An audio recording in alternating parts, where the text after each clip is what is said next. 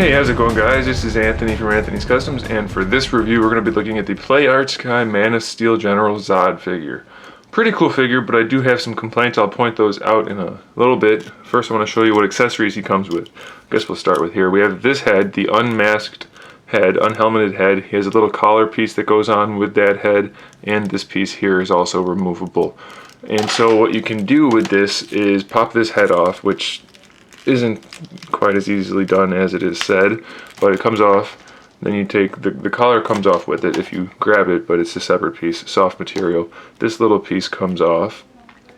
Then you want to put in this piece. It's just a smaller version of that other one, and you can put his helmeted head on, and that pegs in just like that.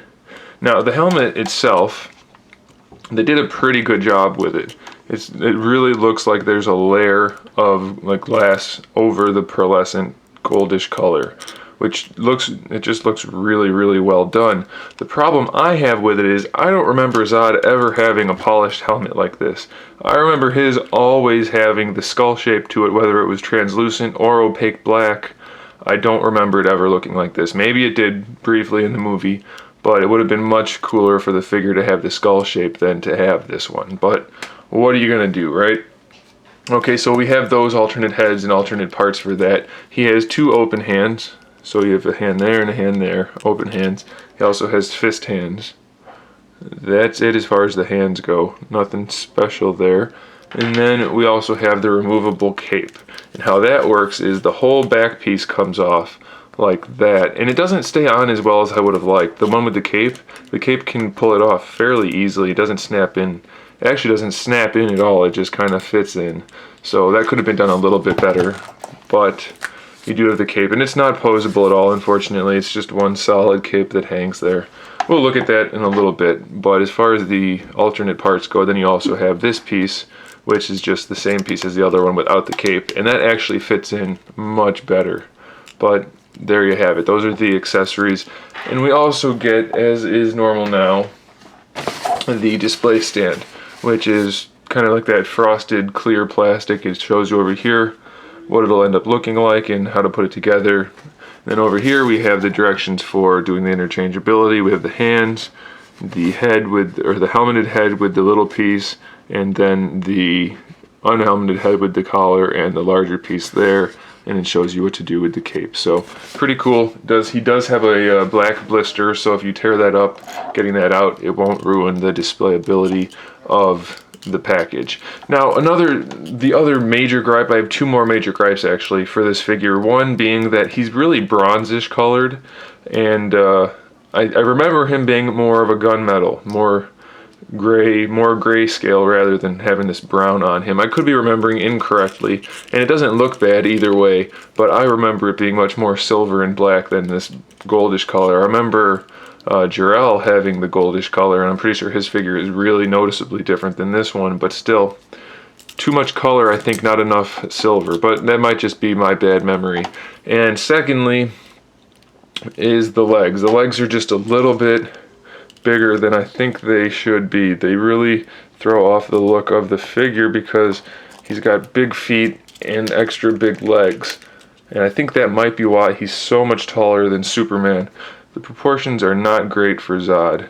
He just has way too big of legs, and again, just to compare to Superman, he's a good deal taller than Superman, almost a whole head taller. So I don't remember that being the case, even with the armor on. I don't remember ZOD being that big in the movie. But again, that might just be me. So okay, let's talk about the figure. We'll leave the head on for now. The sculpt is immaculate. It looks really good. The sides, as far as I remember, they're not supposed to be symmetrical, so the arms are different from the shoulder all the way down on both sides. And the belt is just a little bit different on both sides. But all in all, it looks really good. The articulation's hidden really well. Just really good. There's only one gripe I have as far as articulation sculpt goes, and we'll get to that in a second. The head is on the standard double ball joint on top of the neck, which is also articulated. Of course, the helmeted head with all of that is a little bit limited, but you can see here it's a double ball peg or a barbell, and then the neck is on the same type of joint. We will, let's just put the other head in for the sake of the review. So that goes in there, and then the collar goes in, and the head goes in. I guess while I'm here I should point out, when you first put the head in, it looks like he has no neck, so if you just give that a little bit of a pull to loosen it up, it looks just a little bit better, I think. So you have all that articulation in the head, really as much as you need, so that's pretty good. The shoulders are the standard Play Arts Kai shoulders. They have the butterfly joint, the ball hinge on top of that, bicep swivel. They have the ratcheted ball joint for the elbow, so it swivels at the top and at the bottom and is ratcheted. And then you have the same type of joint for the wrist. So that's all pretty good. The shoulder pads themselves are on a ball hinge as well, so they actually do have the flap there, and they rotate to accommodate any posing you need to do. Like say you wanted to bring the arm forward and up, you can bring that, of course that's not a good example really, but you can bring the shoulder pad around, at least to a degree, to help that. Would it have been better to connect it to the shoulder itself? Yes, kind of like the SH Figure Arts Iron Man and War Machine, but as far as this goes, it's pretty effective, so I'm okay with it. The upper torso joint, the diaphragm joint, is another barbell, so it's actually got a pretty good range of motion despite the armor sculpt, and you really can't see the joint too much no matter what you do, so that's a big bonus for me. It goes front to back, it swivels side to side. You really get a good range of motion out of this figure. The sculpt is immaculate, and it always looks good no matter how you pose it, so kudos to Play Arts for that. And then the lower abdomen has a ball peg that goes up into it from the groin area, so that swivels and leans and does anything you want it to do as well. So you can really get some poses out of these figures. Really nicely done. And his little cod piece is all soft plastic again, so that's not going to impede anything, and it just carries the sculpt all the way through. The hips are ratcheted forward and backward and side to side. They do have a bit of a swivel on top of that joint. So despite the legs being too big, you really do get some good posability out of it. And you can hide them by posing him. You can hide the oversize of the legs. A little bit at least. The knees are where I have another huge problem. He has the exact same knee joint as Superman in there. And the knee pad is connected to the shin. Now even if that is more accurate to the movie armor, it looks horrible. This needed to be connected to the kneecap so that it filled that gap when you posed him. And I'm sure somebody could modify that fairly easily, but I'm not going to because I don't modify my figures really.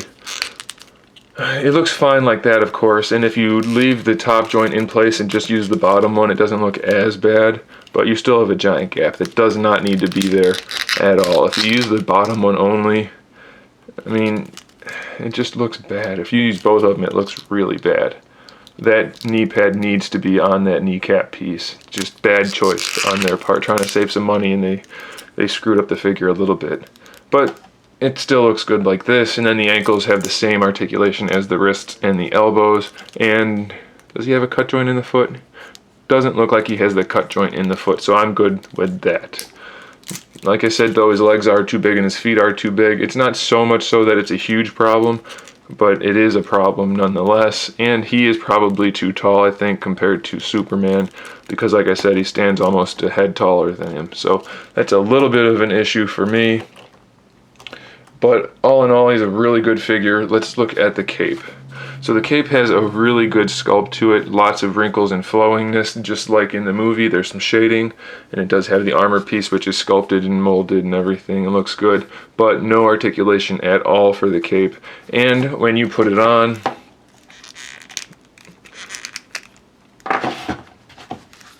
it falls off a little bit too easily, I think. If you just give it a little nudge, well, of course, it's not going to do it now. If it gets any pressure on the bottom of the cape, it just pops it loose. So be careful with that. And when you pose him, the cape is just long enough to touch the table if he's standing straight up. If you pose him, if you like give him a bent knee or anything like that, the cape is gonna end up being longer than the legs. Of course, it's not too big of a problem right now because I have him leaning and whatever, but the cape does get in the way. That's the point I'm trying to make. His isn't as bad as Superman. I thought it was. Turns out it's not quite as bad as Superman's cape, but it's still going to get in the way if you don't have him standing straight up or flying, which he doesn't do in this suit as far as I remember. So whatever. It's still a really good figure though, so I do recommend it. Thanks for watching, guys. If you haven't, check out the Superman review and stay tuned for more figure reviews, custom figures, and other good stuff. And in the meantime, keep collecting.